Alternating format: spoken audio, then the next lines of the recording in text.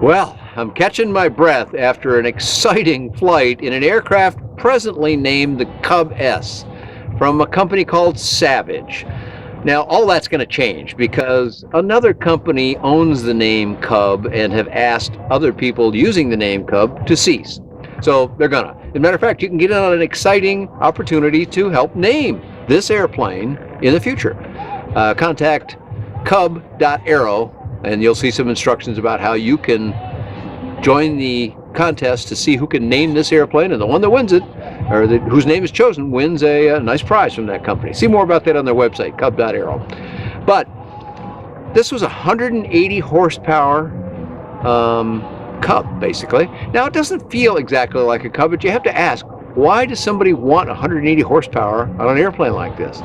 Many of the original old Piper Cubs had engines as small as, I believe, 65 horsepower, perhaps even smaller than that. It goes back before my time. But I flew in a 65 horsepower Cub, many, many years ago, and that airplane did not fly like this airplane in a couple of different ways. This has a bunch of features. Its control characteristics are somewhat different than a regular Cub.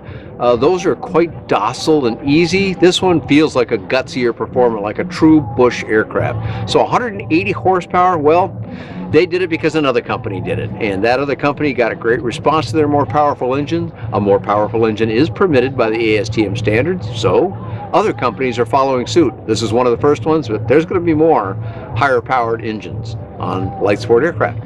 It's allowed by the rules. You have to still stay within the same weight parameters, which presents its own challenges, but they are able to do that.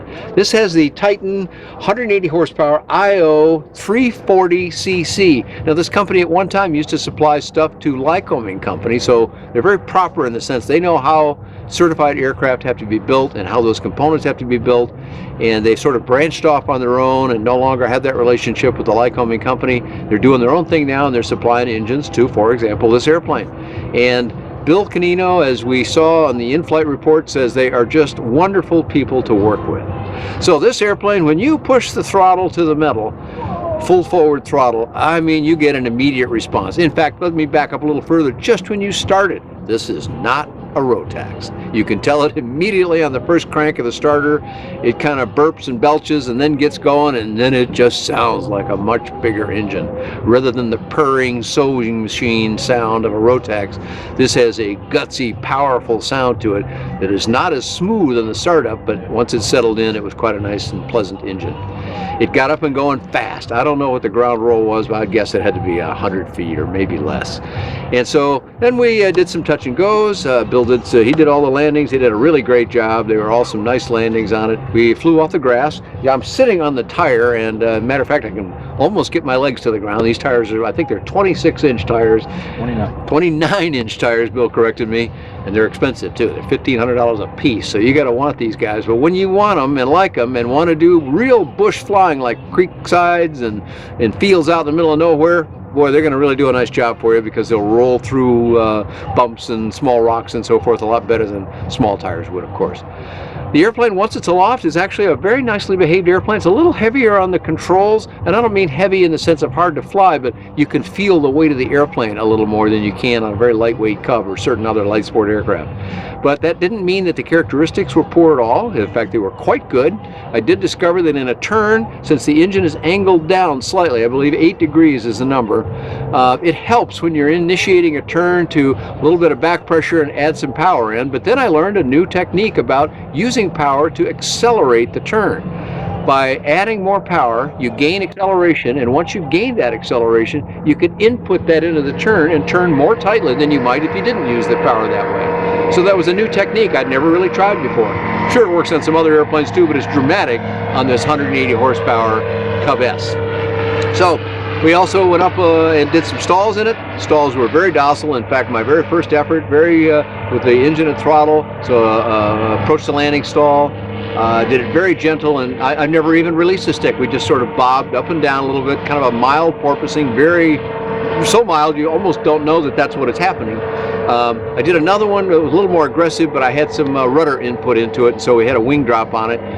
But when Bill repeated that with the rudder pedals in the correct position, there was no wing drop that I experienced at all. So some very nice qualities to the way the airplane flies.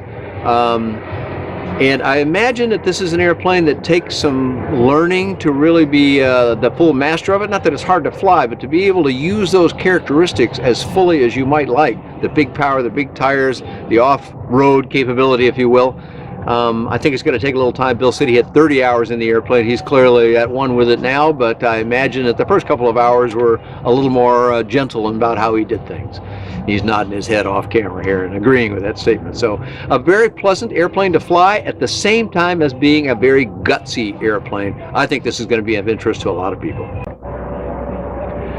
So with this 180 horsepower Titan 340cc engine, one of the differences here versus some other brands is that on this one you can use the full power all the time.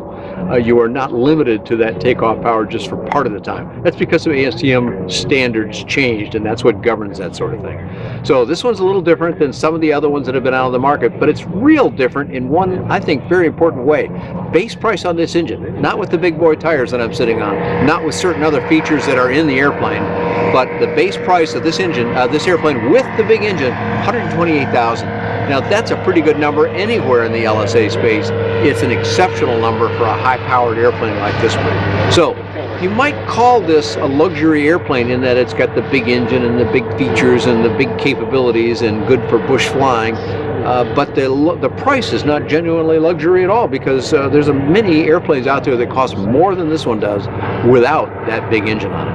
So it's a very interesting placement within the space. I think it's going to be a very solid airplane for this company. The airplane's flying under the Savage name. That's the CUB, the iCub, the CUB-S, and I suppose some other models too. This comes from the Czech Republic, associated with a very big, well-known brand called Zlin.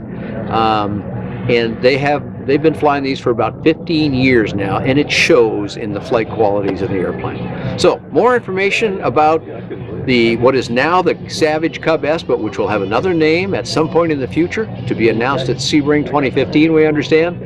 Go to cub.aero, or it appears the SportAir USA company has almost the entire fleet of .aero addresses. They've got SportAir.aero, they've got Sting.aero for their Sting airplane, they've got Sirius.aero for their TL3000 high wing carbon fiber airplane, and they've got CUB.aero.